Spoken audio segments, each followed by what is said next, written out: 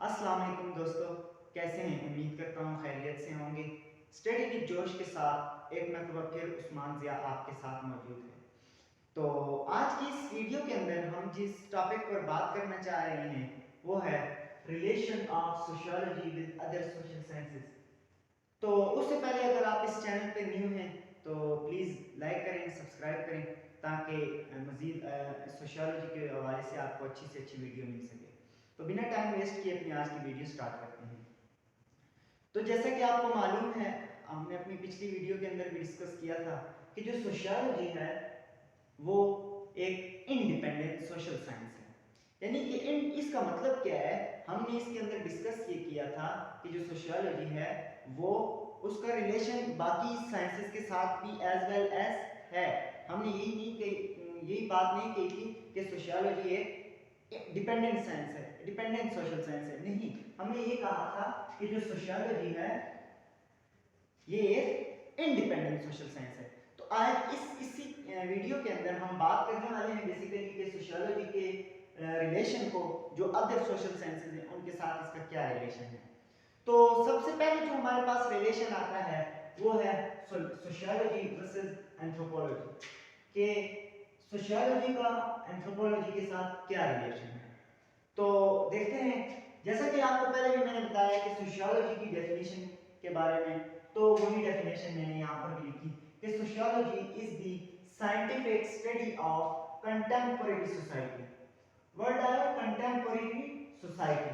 अब इस contemporary society का क्या मतलब है कि सोशियोलॉजी जो है उस सोसाइटी को स्टडी करती है जो अभी प्रेजेंट हो।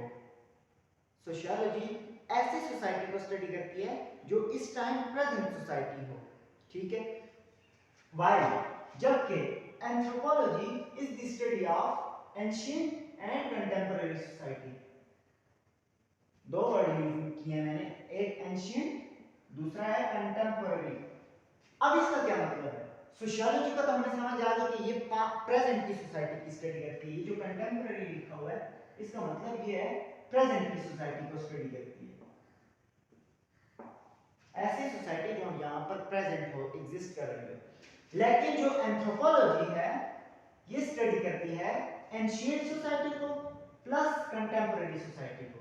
कंटेम्पोरेरी को आपको पता चल गया कि प्रेजेंट की सोसाइटी, लेकिन जो एंशिएंट सोसाइटी है वो कौन सी है? एंशिएंट में ओल्ड सोसाइटी, पुरानी चीजों के बारे में, जो पुरानी सोसाइटी जो पहले गुजर चुकी है। तो एंथ्रोपोलॉजी और सोशियोलॉजी में ये डिफरेंस है कि सोशियोलॉजी प्रेजेंट की सोसाइटी की स्टडी करती है, जबकि एंथ्रोपोलॉजी जो है हमारे पास पुरानी सोसाइटीज की भी स्टडी करती है, जो प्रेजेंट की सोसाइटी है उनको भी स्टडी करती है। जो दोनों इन दोनों साइंसेस के दरमियान जो कॉमन चीज है वो क्या है, देखते हैं। Common thing both of them, जो इन दोनों के दरमियान जो कॉमन चीज है वो क्या है। पहली बात तो ये है कि ये दोनों के सोशल साइंसेस हैं। पहली बात तो हमें क्लियर होगी कि both are social sciences, natural sciences नहीं, सोशल साइंसेस। अच्छा, दूसरी चीज क्या है कि both are the study about society. एक ही चीज इनके अंदर कॉमन है और वो क्या है? सोसाइटी।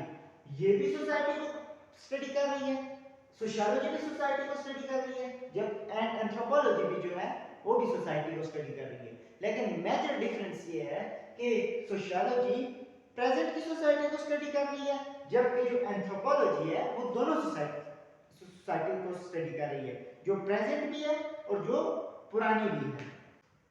अब अगर हम बात करें सोशियोलॉजी वर्सेस साइकोलॉजी, कि सोशियोलॉजी में और साइकोलॉजी में क्या रिलेशन है आपस में इन दोनों का, तो ये पहली बात है, sociology is the study of society. ये स्टडी करती है सोसाइटी, जबकि psychology study of human behaviour and human mind. दो चीजों, कौन कौन सी? Human behaviour plus human mind. अब ह्यूमन बिहेवियर जो है ये क्या है? एक इंसान है, वो कहाँ पे रह रहा है? सोसाइटी के अंदर रह रहा है, और सोसाइटी की स्टडी कौन करती है? सोशियोलॉजी करती है, ठीक है। तो सोसाइटी के अंदर एक पर्सन नहीं रहता, ना एक पर्सन से सोसाइटी बनती है। सोसाइटी तब बनती है जब डिफरेंट पर्सन आपस में इंटरेक्ट करते हैं, आपस में एक दूसरे के साथ बिहेव करते हैं एक दूसरे के साथ, तो वो काम जो एक इंडिविजुअल दूसरे के साथ करता है, लेकिन किस चीज के अंदर रहते हुए, सोसाइटी के अंदर रहते हुए, ये ह्यूमन बिहेवियर है उसका। उसके बाद ह्यूमन माइंड का, ह्यूमन माइंड, तो ह्यूमन माइंड क्या कि उसकी सोच का उसकी सोच की स्टडी करती है साइकोलॉजी, कि ये कैसा सोच रहा है, कैसे इसके थॉट हैं इसके। तो साइकोलॉजी जो स्टडी करती है, एक तो ह्यूमन बिहेवियर की स्टडी करती है प्लस ह्यूमन माइंड की स्टडी करती है। अब देखते हैं कि इन दोनों के दरमियान भी कौन सी चीजें ऐसी हैं जो सेम है इनके अंदर। तो पहली चीज जो है वो मैंने आपको पहले भी बताई है कि बोथ आर सोशल साइंसेज। ये बात आपने याद रखनी है कि हम सोशल साइंसेज का रिलेशन पढ़ रहे हैं एक दूसरे के साथ, तो बोथ आर सोशल साइंसेज। उसके बाद देखते हैं कि common things in sociology and psychology is individual. इस चीज इंडिविजुअल को मैंने पहले काफी ज्यादा एलेबोरेट कर दिया है, एक्सप्लेन कर दिया है। वो कैसे, आइए मजीद बताता हूं इसके बारे में। जैसे कि इंडिविजुअल की स्टडी दोनों कर रही है, देखें सोशियोलॉजी जो है सोसाइटी की स्टडी कर रही है। अब सोसाइटी के अंदर लोग रहते हैं ना, बेसिक एलिमेंट्स जो है वो सोसाइटी का बेसिक कंपोनेंट्स कौन है, एक इंडिविजुअल। सोसाइटी के अंदर लोग रहते हैं, पर्सन रहते हैं, डिफरेंट पर्सन रहते हैं, इंडिविजुअल रहते हैं, पर्सन रहते हैं। अगर साइकोलॉजी को देखें तो ये भी ह्यूमन बिहेवियर की, ह्यूमन माइंड की स्टडी करती है, तो एक इंसान को स्टडी करते हैं। इनके दरमियान जो चीज कॉमन है वो एक इंडिविजुअल है, एक पर्सन कॉमन चीज है। तीसरे नंबर पर जो हमारे पास रिलेशन हम आज इसके अंदर डिस्कस करेंगे वो ये है कि सोशियोलॉजी वर्सेस पॉलिटिकल साइंस। तो आपको अब तक डेफिनेशन का पता चल गया होगा सोशियोलॉजी का, कि sociology is the study of society. वो एक डेफिनेशन चली आ रही है, scientific study of society, society की स्टडी करती है। अब पॉलिटिकल साइंस किस चीज की स्टडी करती है? Political science is the study of government and state. Government and state की स्टडी करती है कौन? Political science. ये पॉलिटिकल साइंस स्टडी करती है गवर्नमेंट प्लस स्टेट की। अब आते हैं ये क्या कंसेप्ट है, देखिए अब जो इन दोनों के दरमियान जो कॉमन चीज है, कॉमन थिंग है, उसकी मदद से उसकी वजह से आपको एक अच्छी सी समझ आएगी। देखें एज वेल एज मैंने पहले दिखा है कि सोशियोलॉजी एंड हम रिलेशनशिप पढ़ रहे हैं सोशल साइंसेस का आपस में, तो पहली चीज तो क्लियर है कि ये दोनों के सोशल साइंसेस हैं। उसके बाद अगर हम देखें चीज तो ये स्टडी करती हैं इंडिविजुअल को, अगर हम सिंपल वर्ड में कहें तो पर्सन को स्टडी करती हैं। अब कैसे, देखिए सोसाइटी के अंदर कौन रह रहे होते हैं? पर्सन रह रहे होते हैं, ठीक है, जिनकी वजह से सोसाइटी बनती है। अच्छा, गवर्नमेंट कैसे बनती है? उसके अंदर लोग सिलेक्ट करते हैं।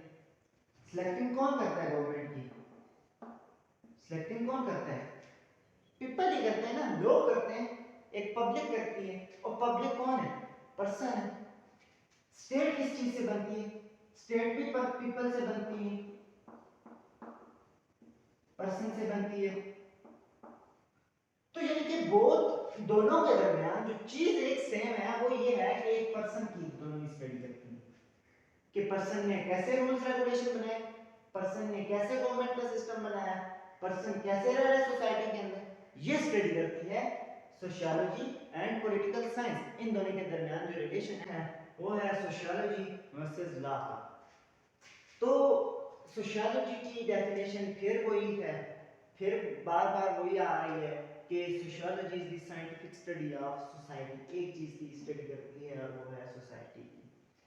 अब अगर हम बात करें लॉ किस चीज की स्टडी करता है, तो law is a social sciences, also social sciences.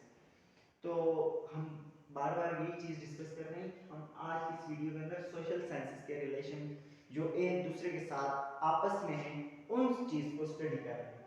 तो लॉ क्या है?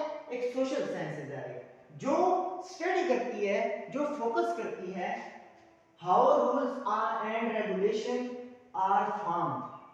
लॉ किस चीज की स्टडी करती है? कि रूल्स एंड रेगुलेशन कैसे बनते हैं।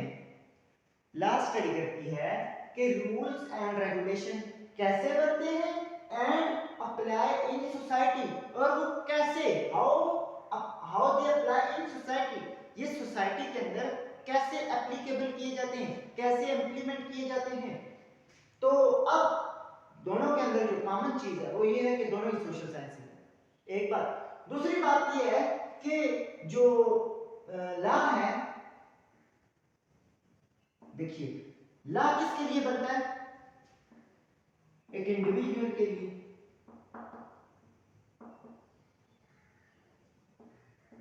पर्सन के लिए बनता है। अब क्यों बनता है, ताकि उसका जो सोशल बिहेवियर है